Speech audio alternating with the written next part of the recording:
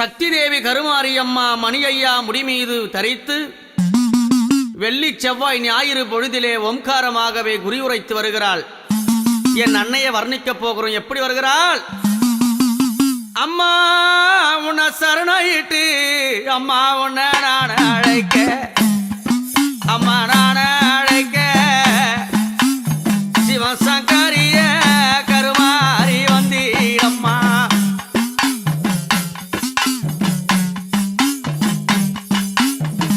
அம்மா என் தாயே,